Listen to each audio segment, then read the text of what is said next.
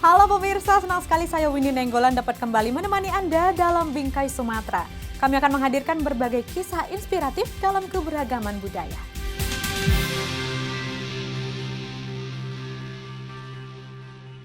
Ya pemirsa, Jeswita Yunda Riantono adalah seorang remaja berprestasi yang cinta batik. Ia pun dinobatkan sebagai Putri Batik Remaja Sumatera Utara tahun 2023.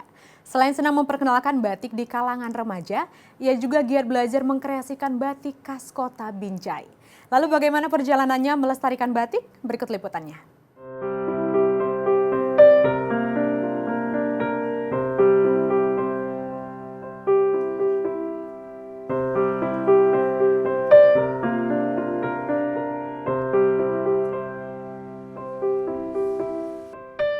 Menjaga dan melestarikan batik adalah upaya yang dilakukan Jeswita Yunda Riantono atau yang akrab disapa JJ.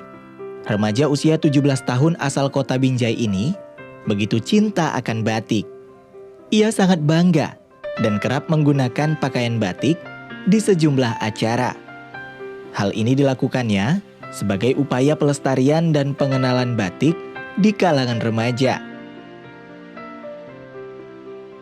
Tidak hanya kerap mengenakan pakaian berbahan batik, JJ juga belajar membuat batik.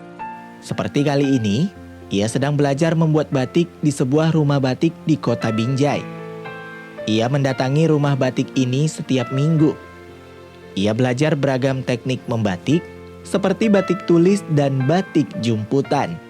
Nah ya, seperti yang kita tahu, batik ini adalah warisan nenek moyang Indonesia.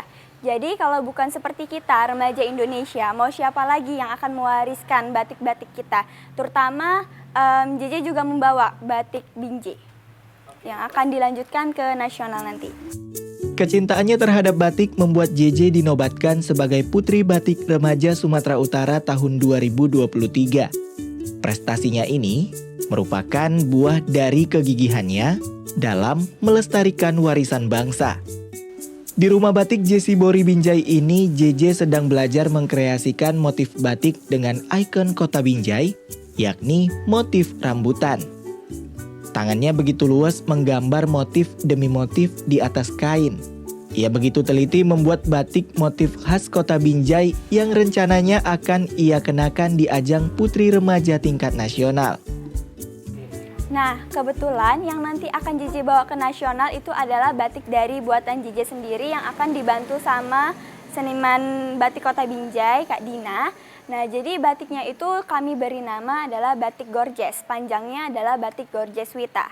Nah, karena JJ sudah membawa nama Sumatera Utara, jadi di dalam batik itu ada beberapa unsur Sumatera Utara, terkhususnya Melayu dan Mandailing Natal. Dan ada dua ikon kota Binjai, yang pertama adalah pohon Binjai, yaitu dia berada di logo Pemko Binjai. Nah, jadi pohon Binjai itu merupakan pohon yang besar, tapi itu terletak di zaman dulu dan sekarang sudah punah. Dan yang kedua adalah ikon yang sampai sekarang dikenang oleh kota Binjai adalah pohon rambutan, buah rambutan. Nah, jadi rambutan yang berserabut itu dia melindungi buah yang ada di dalam rambutannya. Dina Aulia Mayasari, pendiri rumah batik Jesi Bori Binjai, merasa takjub dengan semangat dan terampilnya JJ membatik. Ia juga bangga karena JJ kerap mengenakan batik di sejumlah kegiatan dan aktivitasnya. Karena itulah, ia dengan senang hati mengajari JJ membatik. JJ sendiri itu awal mulanya tentu diajarkan teori awal dalam membuat batik tulis ya. Kebetulan di sini adanya batik tulis. Jadi awal mulanya diajarkan dulu alat-alat yang digunakan untuk membuat batik tulis, baru proses-proses awal membuat selembar batik itu seperti apa, seperti yang menjiplak motif dulu, lalu mencanting, mewarnai, sampai akhirnya itu kain batik itu dilorot untuk menjadi kain batik yang selesai. Itu diajarkan. Nah, terkhususnya untuk remaja-remaja yang ada di Sumatera Utara dan ada di Indonesia, kita harus bisa lebih mencintai warisan yang ada di Indonesia, karena kalau misalnya bukan kita lagi yang mencintai, mau siapa lagi? Kalau bukan kita yang mencintai, bisa nanti batik-batik yang ada di Indonesia, ciri khas Indonesia diambil oleh negara lain. Sosok JJ bisa menjadi inspirasi bagi anak muda lainnya. untuk lebih cinta dan bangga terhadap warisan budaya.